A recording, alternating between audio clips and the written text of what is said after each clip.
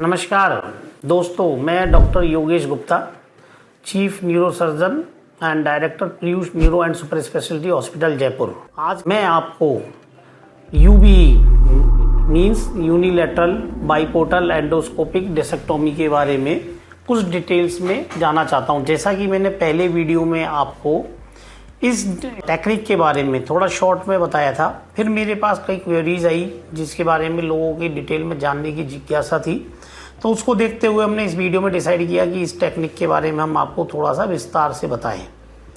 Basically unilateral बाइपोर्टल endoscopic डिसेक्टोमी जो इसका नाम है, जिसको यूबीई हम शॉर्ट में बोलते हैं, जैसा कि इसका नाम बताता है यूनिलैटरल मतलब हम इसमें स्पाइन को एक साइड से ओपन करते हैं।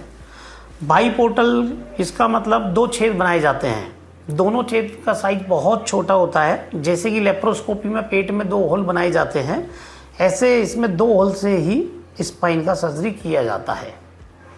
एक होल जो होता है वो दूरबीन डालने के, कैमरा डालने के लिए होता है, जो करीब 4 से 5 mm का होता है, और दूसरा होल जिससे कि इंस्ट्रूमेंट्स जाते हैं, जिसको हम वर्किंग पोर्ट बोलते हैं, ये अराउंड 8 to 10 mm मतलब लेस देन 1 सेंटीमीटर से छोटा दोनों छेद होते हैं। तो ये दो छेद से ही पूरी सर्जरी होती है।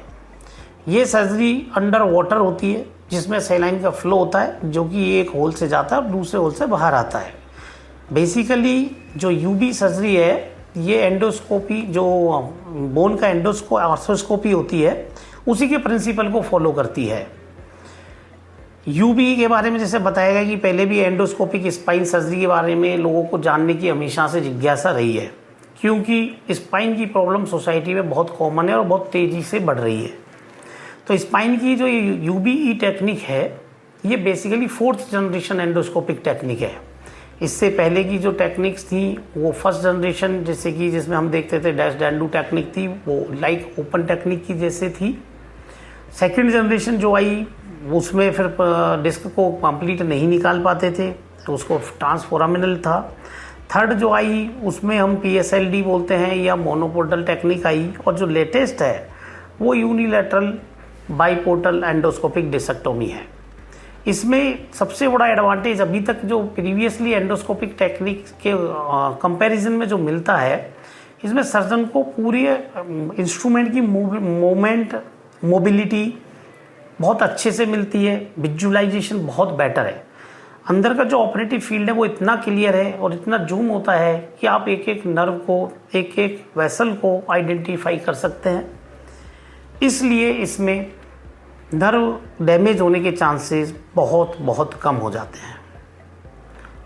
तीसरा और इसका मेन एडवांटेज कि इसमें हम न्यूरल टिश्यू को अच्छे से डिकम्प्रेस कर सकते हैं। जैसे कि ओपन टेक्निक से जो हम डिकम्प्रेस करते हैं नर्व को, इसमें भी उसी तरीके से नस के ऊपर से दबाव को पूरा हटाया जा सकता है, जिससे कि इसके दोबारा बनने के चांसेस, ये दोबारा दबाव आने के चांसेस बहुत कम हो जाते हैं।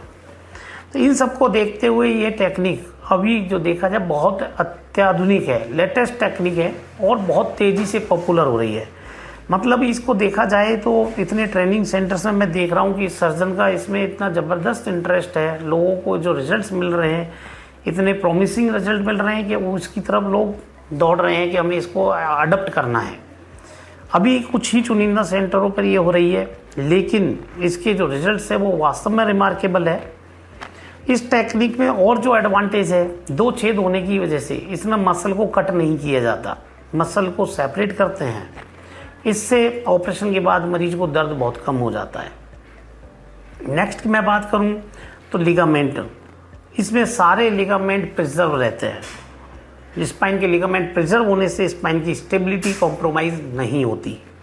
तो पेशेंट को हम सेम डे या नेक्स्ट डे बैठा सकते हैं, खड़ा कर सकते हैं और चला सकते हैं। सबसे बड़ा एडवांटेज इसमें यही हमें मिलता है। बोन वर्क मतलब इसमें जो हड्डी निकाली जाती है वो मुश्किल से 2 या 3 mm मैक्सिमम हड्डी निकालने की आवश्यकता पड़ती है, वो भी एक साइड से। तो हड्डी को निकाला नहीं जाता, काटा नहीं जाता। मिनिमम निकालने की वजह से स्पाइन में पेन कम रहता है और स्टेबिलिटी अगेन बहुत स्ट्रॉन्ग रहती है। रिकरेंस के केसेस की मैं बात करूं, जैसे किसी पेशेंट का पहले स्पाइन सर्जरी हो रखा है, तो उसके लिए भी ये सर्जरी एक वरदान है, क्योंकि वहाँ पर कोई भी नस के चिपके हुए होने के चांसेस कम रहते हैं, तो एक नया रूट मिलता है, उसकी वजह से नर्व के डैमेज होने के चांस कम होते हैं। तो इन सब की वजह से यूबीई जो टेक्नोलॉजी है बहुत तेज़ी से पॉपुलर हो रही है। डे बाय डे लोगों की इसके लिए डिमांड बढ़ रही है और इसके रिजल्ट्स को लेकर सर्जन में भी काफ़ी जिज्ञासा रहती है, क्योंकि ये भी काफ़ी लेटेस्ट टेक्निक है। तो अभी ज़्यादा लोग इसके बारे में नहीं जानते। इवन हेल्थ केयर प्रोफेशनल जो स्वास्थ्य संबंधित कर्मचारी हैं, चाहे वो डॉक्टर्स हैं या नर्सिंग स्टाफ है, फिजियोथेरेपिस्ट हैं, अभी भी हम लोग कई वर्कशॉप करते हैं, उनको ये बताते हैं कि इस टेक्निक के बारे में, तो वो सुनकर उनको लगता है कि वास्तव में एक डिफरेंट और एक अच्छी सर्जरी है, जो कि एक स्पाइन के आने वाले समय में ऐसा बना देगी। जैसे कि अब आज हम गॉल ब्लैडर की सर्जरी के लिए जाते हैं या अपेंडिक्स की सर्जरी के लिए जाते हैं, तो पहले जब ओपन करते तो पूरा एक डर होता था फैमिली में कि एक मेजर सर्जरी के लिए जा रहे हैं। पर अब हम देखते हैं कि कोई भी जाते हैं, 2 बंदे जाके ऑपरेशन करा के आ जाते हैं कि अपेंडिक्स और हर्निया या गॉल ब्लैडर की सर्जरी है और ये एक रूटीन सर्जरी है। तो ऐसे ही ये सर्जरी धीरे धीरे डेवलप होती जा रही है और इसको तेज़ी से हम आगे बढ़ाते जा रहे हैं।